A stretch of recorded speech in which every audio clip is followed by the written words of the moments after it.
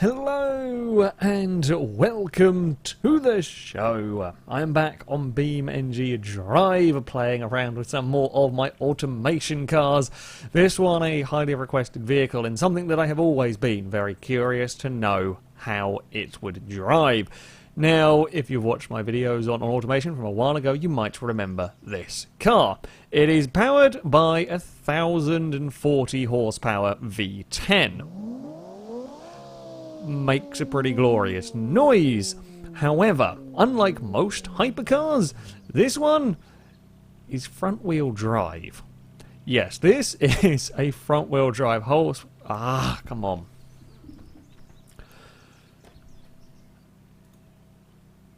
Hello and welcome to the show. I'm here on BeamNG Drive today, going to be playing around some more with my automation vehicles.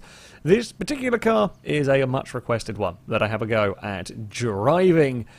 It is a rather special vehicle. Some of you might remember me building it. It's powered by a 1040 horsepower V10. However, unlike most hypercars, this thing is front-wheel drive.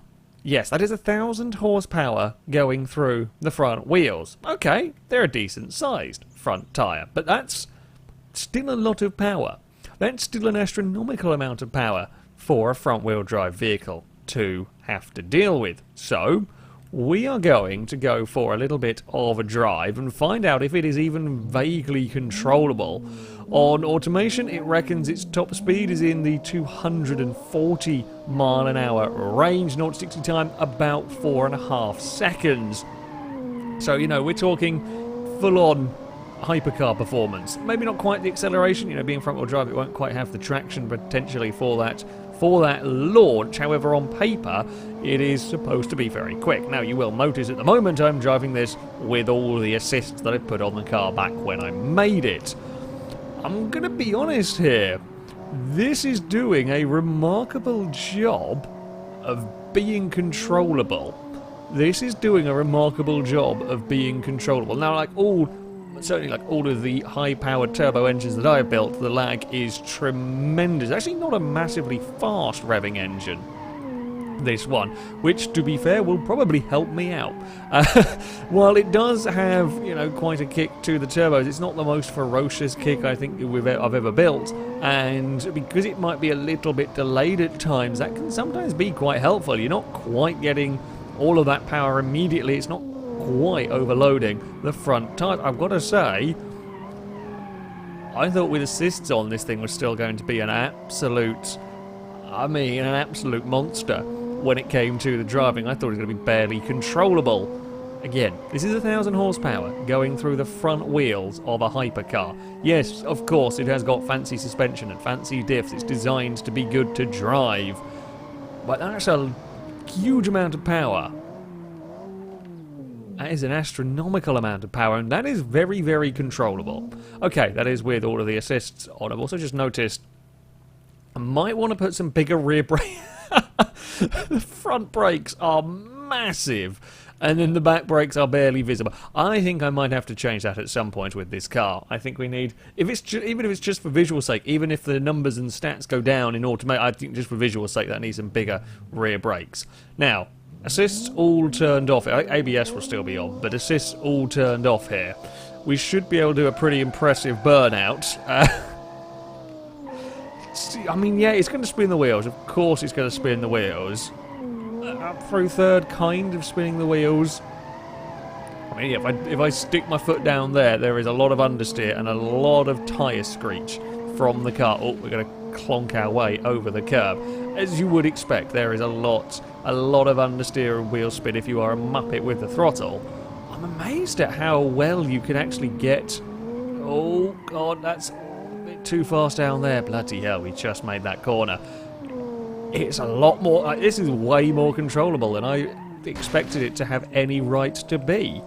Clonk the underside of the car across the curb. You know, I've driven 400 or 500 horsepower front-wheel drive cars that are not particularly easy. Now, if you ever try and build an A-class front-wheel drive car on Forza, for example, of course I know very different games and everything, but I was expecting this to be way crazier than it actually is. Look at it grip. we're into 4th gear. We will be flat out. Down here, as it will fly up towards the 130 mile an hour mark. Yeah, we're going to have to go on the road. This is, I mean, I guess there are some okay length strengths. It's not really the most simplistic of circuits. We've got quite a few of these kind of medium speed corners that should normally catch out, or could potentially catch out, a very high powered front wheel drive vehicle. And this, we'll come around a final turn here. Got to be a little patient with the throttle, but certainly no worse than a lot of the Beam normal cars. I was not prepared for it to actually be pretty good to drive. You will have noticed there is an SBR4 parked on the grid, because the plan was to see if this can keep up with perhaps Beam's sort of fastest default car. And I think this might stand a chance. It's not got the all-wheel drive traction, no, and the engine is perhaps a slight bit laggy if you get it in the wrong place at the wrong time. But again, 1,000 horsepower through the front wheels. And this is no trickier to drive. You've got to get the braking right, because you are going quite fast into these corners. You've very much got to get the braking right. But I'm impressed with my own engineering that this thing isn't a complete and utter dog to drive. It should be. Like, looking at the stats, you would never expect this to be even vaguely working. However, it does. It really, really does. How does it crash like? We've actually twisted the entire front end around. We have twisted the entire front end around from clipping the end of the wall there. Okay, so we know it is very quick. The important question, though... Oh, actually, second important question. Average speed of 60 miles an hour. Average... Oh, you're not going to tell me what the fuel consumption was. Damn it, I was curious about what miles a gallon it was doing. Never mind. Anyway, seen the car's fast. Now, what can it do about keeping up or chasing down an SBR4? So, here is what we are going to do. I've got the AI control app on now. We will stick the SBR4 to flee. So, this should now try and run away from my car. I will go and give chase with our mad front-wheel drive hypercar.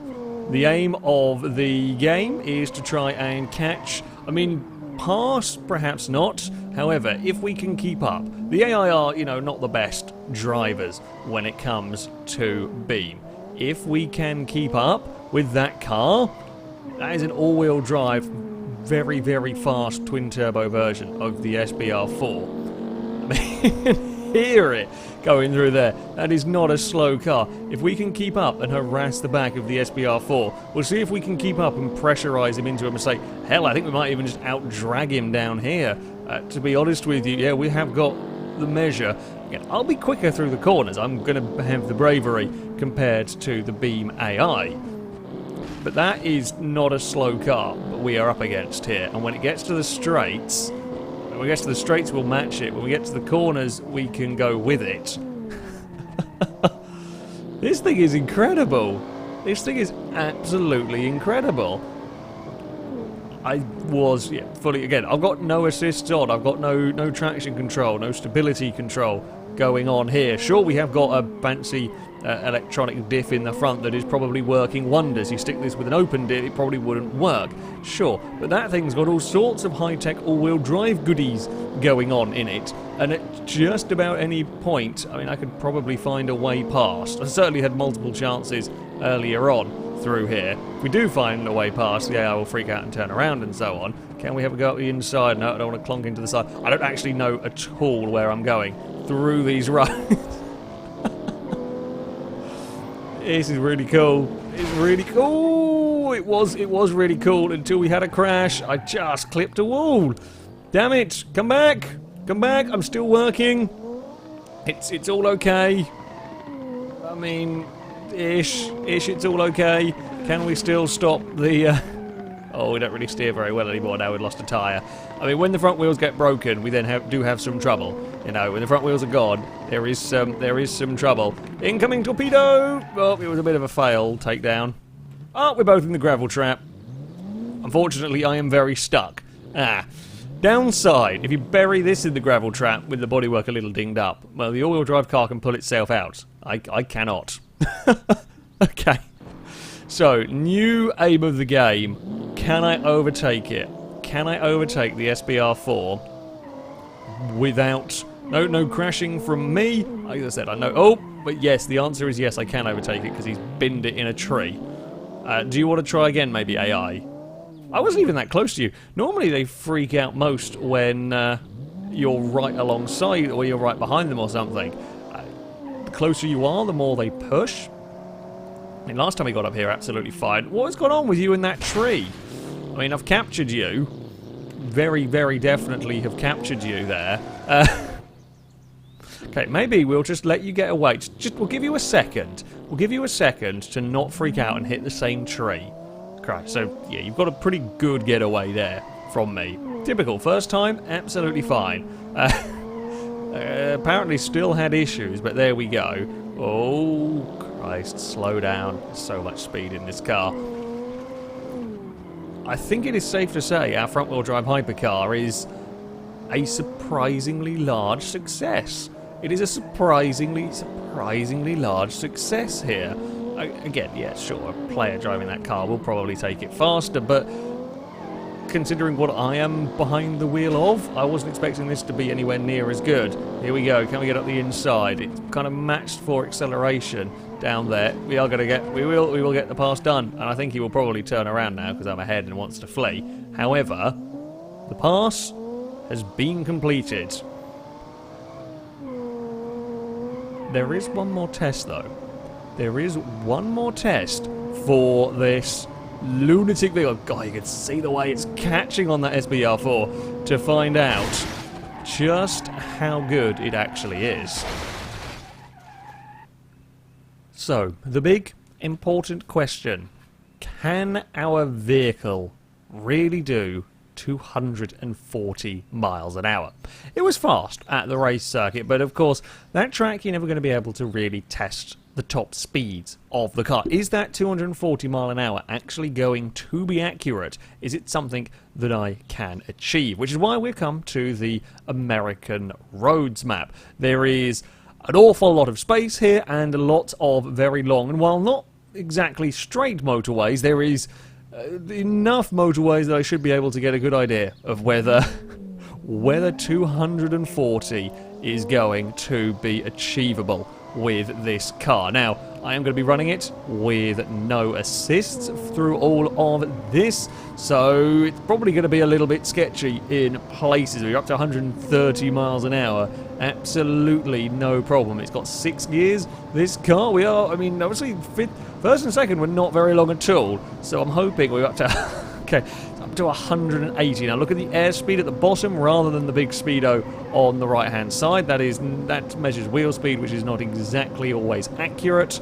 We are up towards the 195 mile an hour mark. Come on, get 200 miles an hour. Don't let me down. We've got to be able to do 200 in this, surely. We've got to be able to do 200 miles an hour in this car. And there we go, it is 200 miles an hour. Can we get... We are still gradually picking up pace. I could do with a nice straight bit of this road. Here we go. This is your opportunity car. This is it. We're at 210 miles an hour. It's not dramatic, but it is still picking up speed. 215 miles an hour as we come up to a corner. Jeez, 200 is still picking up speed actually as we're wiggling our way through a turn. 220 miles an hour. Come on, we want 240 out of you. 222. I mean, we're going so quick, the scenery is struggling to load in. That was a big bump at 224 miles an hour as we still go flying along. 227. Have we got anything more? 228. I think we're going to run out of motorway. It's 229. Can we fit the car through here? I don't know where this... I'm hoping this... we've lost some speed as we kind of bounced across the central reservation and we start going uphill again. Come on! I need a little bit of downhill motorway. Downhill motorway. This is our opportunity. Go! I don't know if downhill motorway counts for speed run. Probably not, let's be honest. We've also got to deal with corners, which you don't normally have to. Oh, I'm not going to... Oh, I am going to make that. You see, the grip, even at these high speeds, is remarkably good. We've lost quite a lot of speed as we've had to negotiate some corners at 210. Oh, we're about to have a really big crash. Oh dear.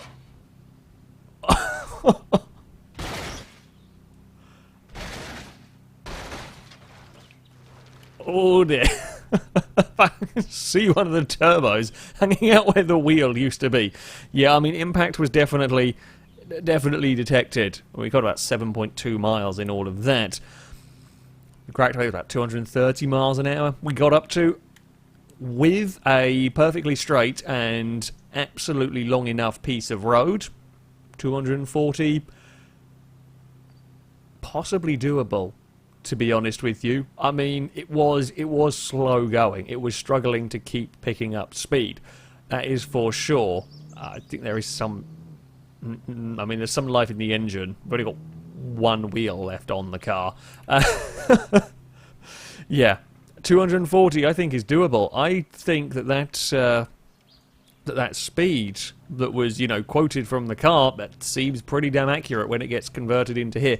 It might be tough to do it. I mean, this is probably not the best built engine, nor is it necessarily the best designed, best built car.